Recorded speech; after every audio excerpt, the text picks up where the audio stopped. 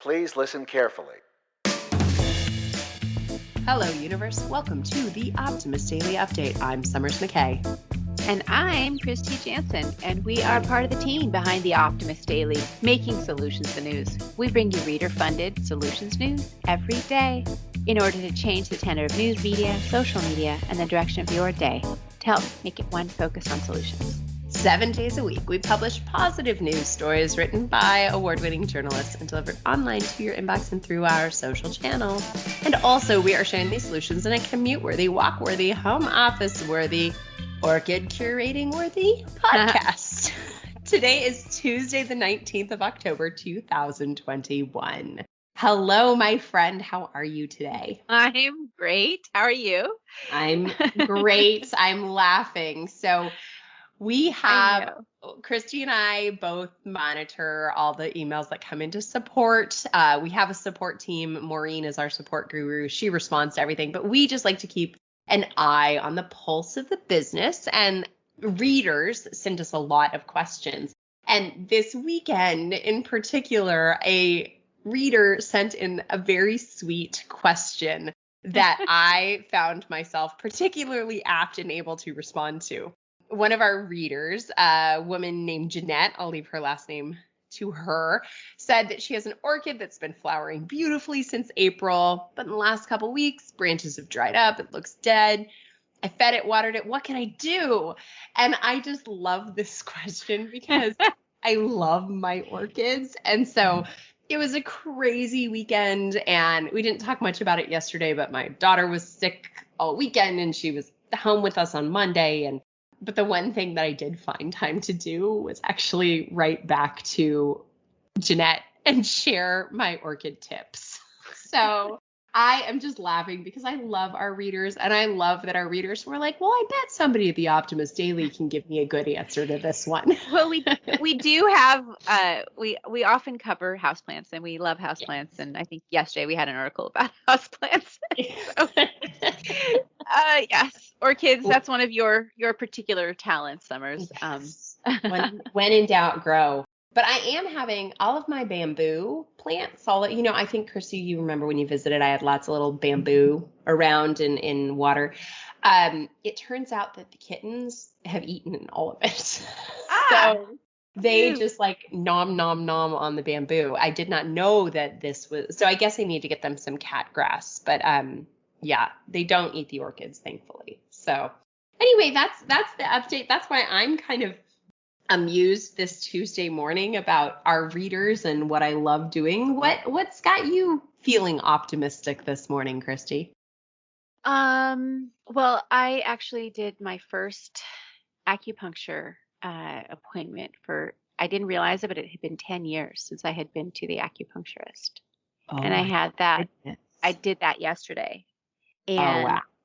I have to say that some people don't get it, but I believe in it 100%. And my energy, I just felt so relaxed from that. And it's maintained. It's been 24 hours now. And I feel like there's this sense of calmness which came into my body and my being from doing that. And it's a friend of mine who's an acupuncturist, and I've known her forever, but I haven't seen her for a long time. And it was just like I felt like I needed a tune-up, an energy tune-up, and I got it.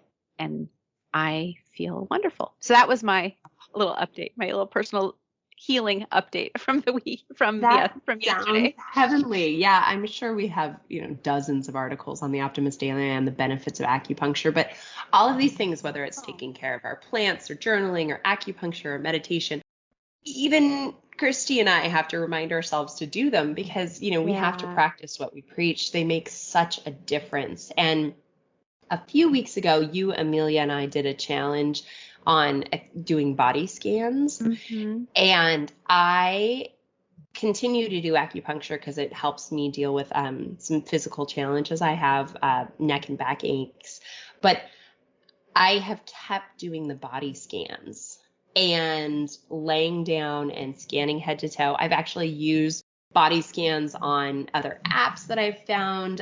Shift Network is one of our colleagues and friends in this wellness industry world. And so I do some of the body scans that are on the Shift Network, and there's lots of free ones on YouTube and Spotify. Mm-hmm. But I think that, just maybe this week, we sort of forgot to do a challenge over the weekend, which is fine. And I think we're going to take a break from the challenges. But maybe we just remind ourselves from your acupuncture. The thing that brought me in was I have just this weird ache in my elbow. That was the thing that finally got me to go in. Plus, this has been a rough couple of years. I feel like I needed something. It's been a rough extra. Pandemic. I need something extra. Anyway, but my elbow, and what Gayatri, that's my friend who does the acupuncture, she said that is a sign of a lack of self-care. Okay. According to her teach. That because if your elbow, it's like you're overextending your arms always.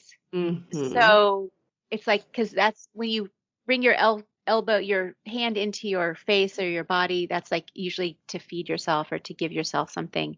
And so that was just so interesting to me that was the sort of symbolic gesture that my body was making in terms of my elbow pain. That is really interesting. That, it's kind of going back to the whole you can heal your life interoception idea that all right. So well, it's self-care. Self-care, how important that is. So that's our challenge for this week, is to maintain some sort of a self-care practice. Well, but in the meantime, there's some really what should we do on the Optimist Daily today? One self-care habit is to not read a lot of news, but instead start your day with the Optimist Daily, because we always have really interesting stories about people who are doing solution-oriented things, places that are employing solutions, and good stories. So I'll start with mine, Summers, just because I'm in California, and I had no idea that this was a bill that we had recently passed. There's a new state regulation, which is SB 1383, which is all about requiring people to now start doing composting, and for cities to have compost programs. Starting in 2022, most homes and businesses will be required to recycle food and yard waste in their yard debris carts instead of just putting it into the landfill bin. And so it's part of this new regulation, and the aim is to divert 75% of organic waste from landfills below 2014 in levels by 2025. Because as we've written about many times here on the Optimist Daily, food waste actually is a tremendous amount of the trash that we throw away. About 40% of landfill mass is linked to food waste. And it not only takes up space, but it also releases planet-harming methane emissions. And not only that, it's so useful for creating compost and creating good soil. Yeah. So why throw away this trash, which could be organic gold? So that's the idea. But in response to this demand, California has opened its first solar-powered composting facility. So it's harnessing the power of the sun to run it, to get the electricity. And it's a composting facility in Otay Mesa, down in San Diego area. It's called the Otay Compost Facility. It's the state's first composting facility to run solely on solar. The facility has the capacity to process 100 tons of yard and food waste from Chula Vista and nearby San Diego into nutrient-rich compost. Sorry, I'm still too relaxed to talk properly. But I just think this is so interesting, and I'm glad to see that it's one of the solutions being employed by the state I live in. And this is something that I have been thinking about. I don't have a little compost machine or a compost system exactly, but I have a little yard that I have an area where I throw old lettuce and things. Instead of putting it in the trash, I try to put it in my compost pile. And that's where I put all the leaves and tree branches that drop in my garden. Instead of putting them in the trash, I try to be mindful about what I'm putting in the actual garbage. But I feel like this is a really good solution. So that's why I wanted to. I love this solution. And I think, composting continues to be something that I love, but then also evades my productivity. But in the tiny ways that you can compost, we compost all of our coffee grounds and all of our tea leaves.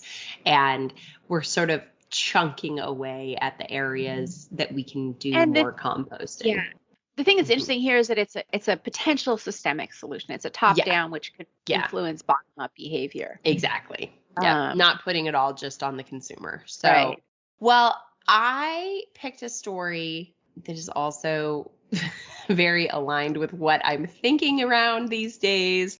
And many who know me, my friends sort of joke that I am a Disney princess in some ways. And so this story definitely made me smile. The headline reads, "Measuring the Real Life Magic of Disney for Children's Development." Now, this particular article focuses on Disney, but I would hazard to say there are many amazing children's shows that also have positive effects on children. And when I first became a mom to this little tiny person, I was like of the mindset that there was going to be no screen time and we were going to do nothing but play with wooden toys. And then reality set in. And the simple fact is that I have to let her do what all the other kids are doing, which is watch Disney movies and watch, shows that are on. We're huge Daniel Tiger fans. This particular article, though, really dives into that it's not just the nostalgia parents have for their love of Cinderella, Tarzan, or Lion King, but that many of these movies actually offer beneficial assistance for children's cognitive and behavioral functions. Research from the University of Houston showed that a wide variety of Disney movies released from 1957 to 2000, that these movies can actually help children with complex dialogue, especially surrounding difficult topics. So think of this stampede scene from The Lion King, right? Very sad. Simba's daddy dies. And it's a pivotal moment in many children's lives for helping them understand death and grief. Now, according to their research, 73% of films they analyzed illustrated themes of loving yourself and others, and 27% focused on morality and social principles. They also note that some of the classics like Pocahontas, Hunchback of Notre Dame, Tarzan actually contain important messages about racial, ethnic, religious, cultural diversity. And more modern films where Disney really begins to get their stride on acceptance and social justice. Moana clearly focuses on cultural acceptance, indigenous cultures, and environmental preservation. Certainly Pocahontas, the story itself, and is not a great example of indigenous storytelling at all. In fact, it's sort of the anti-indigenous storytelling. But many of these shows give kids a vocabulary and give parents a vocabulary for them to talk together about things that they wouldn't normally talk about. Now, Kristy, I mentioned this to you, but I have a good friend who was an advisor to my graduate thesis work, and his daughter is the head writer on a new show on Netflix called Karma. And it is about a little girl who is a rapper and her whole community, and it's songs and storytelling. And I put Brennan down in front of Karma this weekend. It's a little bit too old for her, not being sure she would watch it. And she was fixed. And it's just, I'm so excited because actually the head writer wants to come on the podcast. So I know. Well, I think this is really interesting because what it's pointing out is the power of narrative and story to help shape how we relate to the world. And one of the things that Disney does is it's very compelling storytelling.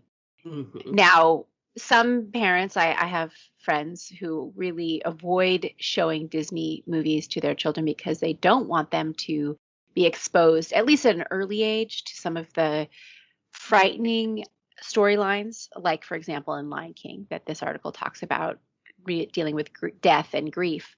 But at some point, I think that's actually a really important opportunity to, when they're at the right developmental stage, to talk about what does that mean that the father dies? What does that mean to deal with your sadness over that? Because kids think about it, no matter if they're exposed to Disney films or not, they're going to be exposed to it somehow. Yeah.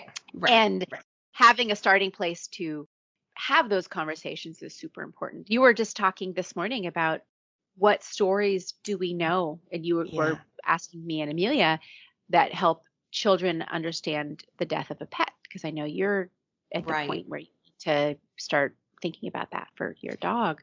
We do, yeah. And I'm trying to figure out how to navigate that as delicately and lovingly as possible, and not pretend that Cleo went on vacation, but really help. There's Rainbow that old Bridge joke, or right. There's this joke that I heard that when I was a kid about the kids go on vacation and they come back and the parents say, "Oh, where's the cat? Oh, it's on the roof." And then they come back and then where's grandma? Oh, she's on the roof. Like, something like that. It's an old joke from like a New York comedian from like the 30s, I think, but I don't have it right. But that was it's funny that you say that, because actually in Moana, the grandmother dies. And ever since Brennan was very little, because Moana was one of her first shows that she adored, that she'd look at me and she'd say, "Grandma, go night-night." And we've kind of joked like, "Yeah, Grandma, go big night-night," like Grandma, go long night-night. And then I'm just thinking that now we have to maybe change that to Grandma goes to heaven, or, we're now at a point where we actually have to acknowledge this. So anyway, thank you to all the creative storytellers out there who write these beautiful children's shows. You are helping parents in many situations, myself included. If you are a parent or a grandparent or a grown-up who cares for a little one, take a read on that story. There are some other great stories on the Optimist Daily today. Kristy, what else do we have? Okay, other stories to go and check out on the Optimist Daily today. There is a guide to growing a garden to feed your whole family. It kind of links into my composting story, because if you're growing a garden, you're going to have lots of stuff to compost. I know, because processing your vegetables is one of the things you have to learn how to do when you grow a garden. Train your brain 9 ways to improve focus if you want to help yourself get more work done, or get more just self-work done. An internet sleuth has solved a decades-long guitar mystery. That's kind of a curious story, interesting story. A bandage which quickly identifies the severity of burn is now available. What else, Summers?